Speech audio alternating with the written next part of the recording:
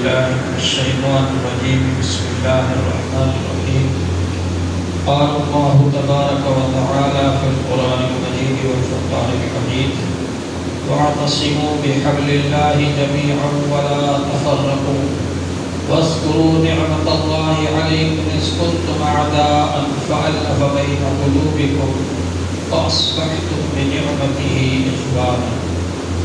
محترم حضرات، اللہ جل شانہ کا بڑا احسان ہے، اس کا کرم ہے کہ اس نے ہم کو ایک مبارک دن عطا فرمایا جس کو جمعے کا دن کہتے ہیں۔ یہ جمع ہونے کا دن ہے، یہ مسجد کے اندر سب کے اکٹھا ہونے کا دن ہے۔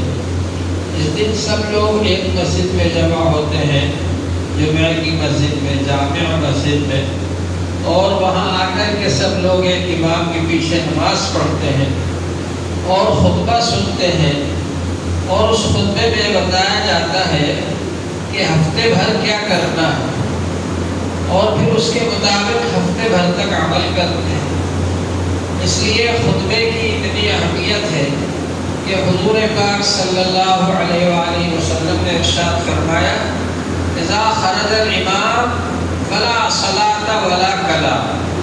امام صاحب خطبہ دینے کے لیے آ جائیں تو بات چیت کرنا بھی منع ہے اور نماز پڑھنا بھی منع ہے۔ اور حضور پاک صلی اللہ علیہ وآلہ وسلم نے خطبے کے بارے میں یہ اہمیت ہم کو بتلائی کہ خطبہ سننا ہمارے لیے ضروری ہے۔ علماء نے لکھا ہے کہ جمعہ کا خطبہ پڑھنا بھی واجب اور خطبہ سننا بھی واجب۔ عید کا خطبہ پڑھنا سنت ہے اور سننا واجب ہے، اور جمعہ کا خطبہ سنانا بھی واجب اور سننا بھی واجب۔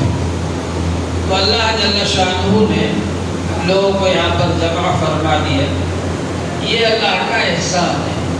حضور صلی اللہ علیہ وآلہ وسلم نے جمعے کو عید المومنین فرمایا، یہ بھی ہفتے والی عید ہے، اور فرمایا سید الایام یوم الجمعہ، کہ جمعہ تمام دنوں کا سردار۔ حضور صلی اللہ علیہ وآلہ وسلم نے ارشاد فرمایا من ترک ثلاث جمعات بغیر عذر، بغیر عذر کے 3 جمعے اگر کسی نے چھوڑ دیے، جمعے کی نماز نہیں پڑھی، کتب منافقا فی کتاب لا یمحى ولا یبدل، اللہ کی کتاب میں جس میں کوئی رد و بدل نہیں ہوتا، اس میں منافق لکھ دیا جائے گا اس کو۔ تو جمعے کی نماز میں اہتمام کے ساتھ میں شریک ہونا چاہیے۔ اللہ جل شانہ نے ہمارا مذہب ایسا بنایا کہ جو یہ سکھاتا ہے کہ مل جل کر رہو، اتفاق اتحاد کے ساتھ میں رہو، اور جمعہ جو ہے سب کو جمع کیا جاتا ہے جمعہ میں تاکہ ہم مل جل کر رہیں، اتفاق اتحاد کے ساتھ رہیں۔ حضور پاک صلی اللہ علیہ وآلہ وسلم نے فرمایا المؤمن مالف ولا خیر فی من لا یالف ولا یولف، سب ایمان والے ایک دوسرے سے محبت کرنے والے ہیں، اور اس میں کوئی بھلائی نہیں ہے جو ایک دوسرے سے محبت ہی نہ کرے۔ حضور پاک صلی اللہ علیہ وآلہ وسلم نے فرمایا المؤمن اخو المؤمن، ایک ایمان والا دوسرے ایمان والے کا بھائی ہے، یکف عنہ ضیعتہ ویحوطہ من ورائہ، اس کو ضائع ہونے سے بچاتا ہے اور پیٹھ پیچھے بھی اس کی حفاظت کرتا ہے۔ پیٹھ پیچھے بھی اگر کوئی اس کی برائی کرے تو کہتا نہیں مسلمان بھائی ہے، اس کی برائی مت کرو۔ فرمایا حضور پاک صلی اللہ علیہ وآلہ وسلم نے المؤمن للمؤمن کالبنیان یشد بعضہ بعضا، ایک ایمان والا دوسرے ایمان والے کے لیے دیوار کی اینٹوں کی طرح سے، جیسے ہر اینٹ دوسری اینٹ کو طاقت دیتی ہے، اسی طرح سے ہر ایمان والا دوسرے ایمان والے کے لیے طاقت کا ذریعہ ہے۔ حضور پاک صلی اللہ علیہ وآلہ وسلم نے فرمایا المؤمنون کرجل واحد، سب ایمان والے ایک انسان کی طرح سے، اذا اشتکا عینہ اشتکا کلہ، ایک انسان کی آنکھ میں اگر تکلیف ہوتی ہے پورا بدن تکلیف محسوس کرتا ہے، پاؤں دوڑ کر ڈاکٹر کے پاس جاتے ہیں، زبان بیان کرتی ہے کہ آنکھ میں درد ہو رہا ہے، تکلیف ہو رہی ہے. وَإِنِ اشْتَكَىٰ رَأْسُهُ اشْتَكَىٰ كُلُّهُ، اور سر میں اگر تکلیف ہوتی ہے پورا بدن تکلیف محسوس کرتا ہے. تو اسی طرح سے اگر ہمارے معاشرے کے اندر ایک آدمی کو بھی کوئی تکلیف ہو، کوئی پریشانی ہو، سب کو وہ تکلیف محسوس کرنا چاہیے کہ ہم اس کے لیے مدد کے لیے کھڑے ہو جائیں. فرمایا حضور صلی اللہ علیہ وآلہ وسلم نے اللہ فی عون العبد ما کان العبد فی عون اخیہ. اللہ تعالی بندے کی مدد کرتے رہتے ہیں جب تک کہ بندہ اپنے بھائی کی مدد کرتا رہتا ہے. من نفس عن مؤمن كربة من كرب الدنيا نفس الله عنه كربة من كرب يوم القيامة. جو مسلمان کی اپنے بھائی کی پریشانی، دنیا کی پریشانی کو دور کرے گا، اللہ تعالیٰ اس کی آخرت کی پریشانی کو دور فرما دے. تو ہمارے اندر یہ جذبہ ہونا چاہیے کہ اگر ہم میں سے کوئی بھائی کمزور ہے، پریشان حال ہے، بیمار ہے، اس کی ہم مدد کریں. اسی طرح سے حضور پاک صلی اللہ علیہ وآلہ وسلم نے ہم کو اس بات کی تعلیم دی کہ ہم ایک دوسرے سے مل جل کر رہیں، اتفاق اتحاد کے ساتھ میں رہیں، کسی کے عیبوں کو تلاش نہ کریں. فرمایا حضور صلی اللہ علیہ وآلہ وسلم نے من ستر سترہ اللہ، جو دوسرے کے عیبوں کو چھپائے گا اللہ تعالیٰ اس کے عیب کو چھپائیں گے میدان حشر میں. سارے لوگ جمع ہوں گے میدان حشر میں. حضرت آدم علیہ السلام سے لے کر قیامت تک کے سب انسانوں کے سامنے سب کے عیب ظاہر ہو جائیں گے. لیکن اگر کسی نے اپنے بھائی کے عیب چھپائے تو وہاں پر اللہ تعالیٰ اس کے عیبوں کو چھپائیں گے. اور فرمایا حضور صلی اللہ علیہ وآلہ وسلم نے من سمع سمعہ اللہ، جو دوسرے کے عیبوں کو مشہور کرے گا اللہ تعالیٰ اس کے عیبوں کو مشہور کریں گے وہاں پر کہ اس نے یہ گناہ کیا، یہ گناہ کیا، یہ گناہ کیا. لیکن جو دوسرے کے عیبوں کو چھپائے گا تو اللہ تعالیٰ اس کے عیبوں کو چھپائیں گے وہاں پر. ایک حدیث میں ہے کہ حضور پاک صلی اللہ علیہ وآلہ وسلم نے ارشاد فرمایا یا معشر من اسلم بلسانہ ولم یفض الایمان الی قلبی. اے جماعت ان لوگوں کی جو زبان سے تو مسلمان ہو گئے لیکن دلوں میں ایمان نہیں اترا. لا تؤذوا المسلمین، مسلمانوں کو اذیت مت دو، تکلیف مت دو. ولا تعیروہم، اور ان کو عار نہ دلاؤ. کسی سے اگر کوئی غلطی ہو جائے تو اس کو عار مت دلاؤ. ارے میاں تم نے بہت پاپ کیے، بہت بڑے پاپی ہو تم، ہم جانتے تمہیں. کسی کو عار مت دلاؤ.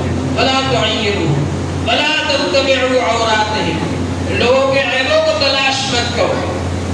فإنه من يتبع عورة أخيه المسلم يتبع الله عورته، جو کسی کے عیبوں کو تلاش کرے گا اللہ تعالیٰ اس کے عیبوں کی تلاش میں لگ جائے گا.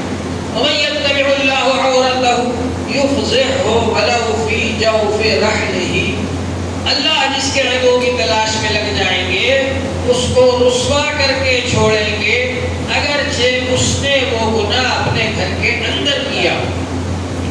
تو اس لیے سب ایمان والے ایک دوسرے کا خیال رکھیں، ایک دوسرے کے ساتھ رہیں، اچھائی کا برتاؤ کریں، برائی کا برتاؤ نہ کریں، حسد سے بچیں. حضور صلی اللہ علیہ وآلہ وسلم نے فرمایا ان الحسد یاکل الحسنات کما تاکل النار الحطب، جس طرح سے لکڑی کو آگ جلا ڈالتی ہے اس طرح سے حسد انسان کی نیکیوں کو کھا جاتا ہے. بہت ساری نیکیاں کی لیکن اگر دل میں کسی کے بارے میں حسد ہے تو پھر وہ سب نیکیاں ضائع ہو جائیں.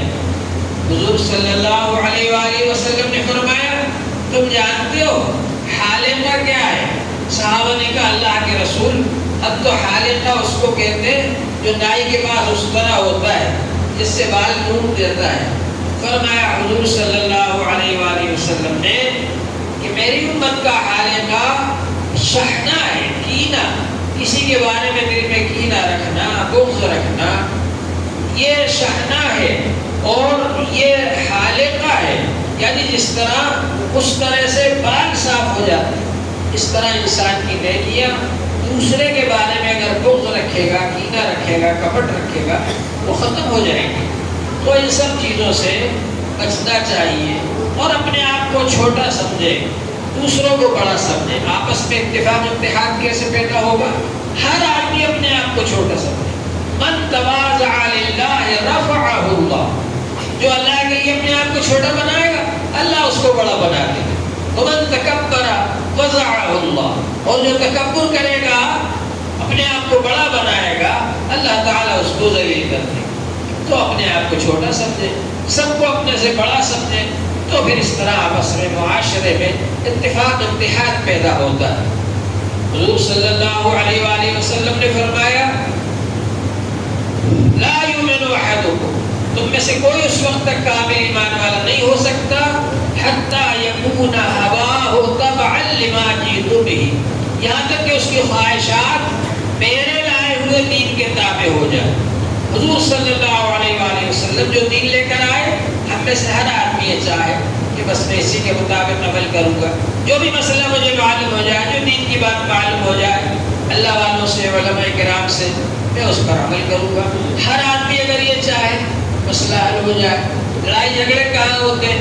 وہاں ہوتے ہیں جہاں ہر آدمی چاہتا ہے میری بات چلنا چاہیے، چاہے کسی کی بات نہ چلے۔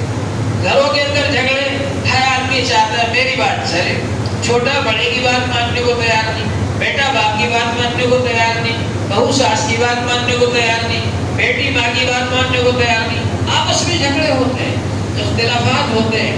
اگر ہر آدمی یہ سوچے کہ مجھے وہ کام کرنا ہے جو اللہ تعالیٰ کو پسند ہے، جو رسول پاک صلی اللہ علیہ وآلہ وسلم کو پسند ہے، تو ظاہر بات ہے کہ کام بہت آسان ہو جائے گا اور بہت سارے ہمارے جھگڑے اور اختلافات ختم ہو جائے گا اور اس کے ذریعے ہمارے معاشرے میں دین آئے گا۔ آج کوئی ایک گھر، کوئی ایک محلہ ایسا نہیں ہے جس کے بارے میں یہ کہہ دیا جائے کہ یہاں 100% دین ہے۔ اگر کوئی ہمارے پاس آئے کہ صاحب آپ بہت کہتے ہو کہ اسلام اسلام، کہاں ہے اسلام؟ ہمیں آپ چل کر بتائیے کسی ایک گھر میں، کسی ایک خاندان میں، کسی ایک محلے میں 100% اسلام ہو، آپ ہمیں بتائیے، ہم بھی ویسے بن جائیں گے۔ تو ہم نہیں بتا سکتے۔ ہمارا یہ جذبہ ہونا چاہیے کہ ہم 100% اسلام پر عمل کرنے والے بن جائیں۔ اس کے لیے ماشاءاللہ یہ تفسیر بھی ہوتی ہے قرآن پاک کی، اس میں شامل ہوا کریں تاکہ ہم کو معلوم ہو کہ اللہ کے کیا احکام ہے اور اس کے مطابق ہم عمل کرنے والے بن جائیں۔ اور اسی طرح سے جو بھی دین کے کام ہوتے ہیں، جماعتوں کا کام ہے، علماء کرام کے پاس بیٹھنا ہے، تفسیر سننا ہے، مسائل پوچھنا ہے، یہ سب دینی مدرسوں سے جڑے، ہم خانقاہوں سے جڑے، اللہ والوں سے جڑے، تاکہ ہمارے اندر دین آئے۔ اللہ جل شانہ ہم سب کو عمل کی توفیق عطا فرمائے۔ وآخر دعوانا ان الحمد للہ رب العالمین۔